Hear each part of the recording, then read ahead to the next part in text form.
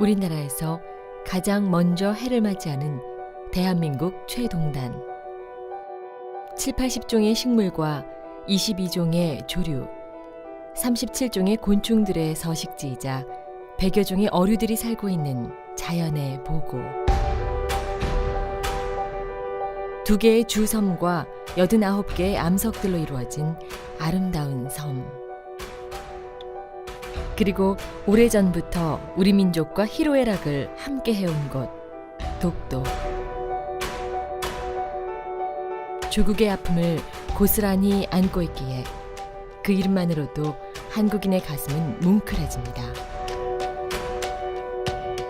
일본의 근거 없는 주장으로 수많은 상처를 받고 있지만 이 아름다운 섬은 1500여 년 동안 굳건히 우리의 영토로 자리를 지켜왔습니다.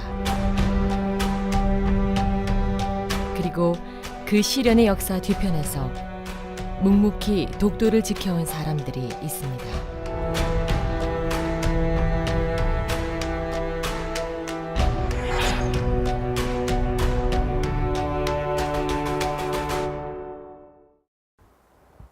행정구역상 경상북도 울릉군 울릉읍 독도는 대한민국 최동단에 있는 섬입니다.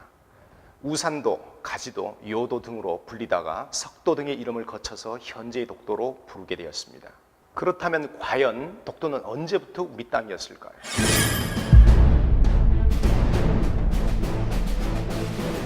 기록으로 확인할 수 있는 것은 지금으로부터 약 1500년 전 일입니다. 신라 장군 이사구가 우상국을 복속시키면서 울릉도와 독도는 우리의 영토가 되었습니다.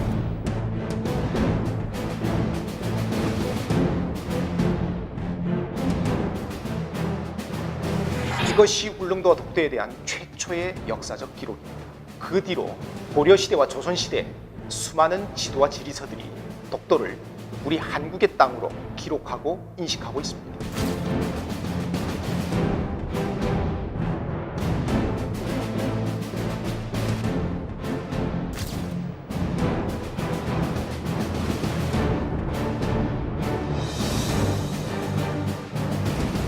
독도가 우리 고유의 영토란 사실은 바로 여기서부터 시작됩니다. 날씨가 좋은 날에는 울릉도에서 87.4km가 떨어진 독도는 육안으로 충분히 보였습니다. 눈으로 보이는 곳을 영토로 인식하던 전통시대에 독도는 당연히 울릉도에 속한 섬으로 여겨졌습니다.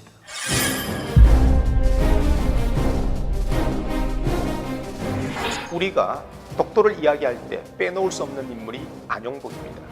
1693년 울릉도에서 고기잡이를 하던 일본 어민들과 충돌하게 되자 일본의 오키섬으로 납치당하게 되었습니다. 이곳에서 안용복 일행은 울릉도와 독도에서 일본인들의 어로 활동에 대해서 강력히 항의하였습니다. 결국 일본 에도幕府는 울릉도와 독도에 대해 일본 땅이 아니라는 결론을 내렸으며 울릉도 방면 도해 금지 조치를 내리게 되었습니다.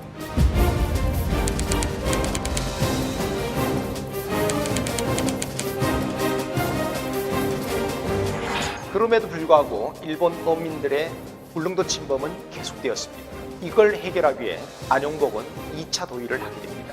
1696년 울릉도에 침입한 일본인 어민들을 쫓아 독도를 거쳐서 오키섬으로 간 안용복 일행은 울릉도와 독도가 조선 땅임을 재차 주장하였습니다. 안용복 사건을 계기로 조선 측과 일본 측은 외교적인 협상을 벌이게 되었고 조선의 영토라고 결론이 내려졌습니다. 이런 일본 측의 공식 입장은 막부 시대 내내 또 그 이후에 근대 메이지 정부까지 이어졌습니다.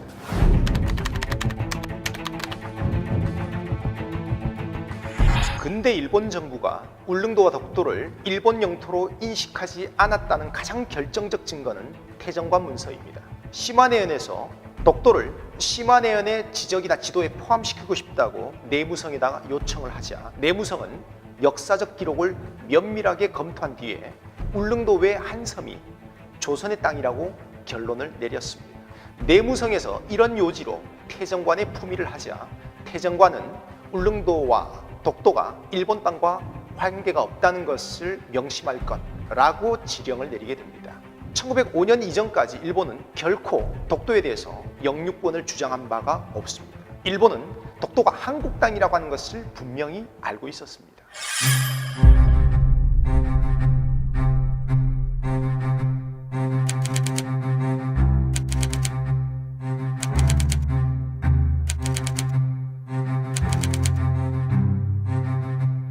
(1904년 2월에) 롤 전쟁이 발발하자 일본은 대한제국 정부를 협박하여 한일 의정서 체결을 강요하고 1905년 2월에 시마네현 고시를 통해 독도가 일본 영토로 편입되었다고 주장하였습니다. 독도에 막로 탐망대를 세워 무선 또는 해저 전신을 설치하고 이걸 통해서 러시아 함대를 관측하고 대응하게 한 군사적 목적 때문입니다. 물론 우리 대한제국 정부는 일본의 주장을 인정하지 않았습니다. 하지만 을사조약으로 외교권이 박탈당한 상태에서 우리는 일본의 이런 일방적 조치에 대해 제대로 대응할 수 없었습니다.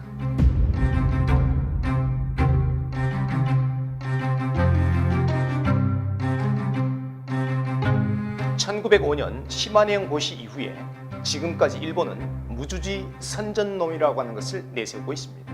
독도가 주인이 없는 땅이고 이름도 없는 섬이라 타케시마라고 하는 이름을 붙여 일본 영토로 편입했다는 논리입니다. 그러나 이것은 사실이 아닙니다. 1900년 대한제국 칙령 41호라고 하는 것이 있습니다.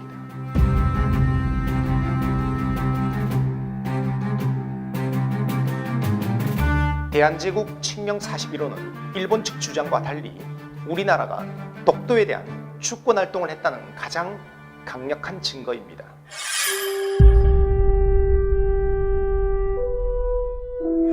일본의 패망과 더불어 우리는 해방이 되었습니다.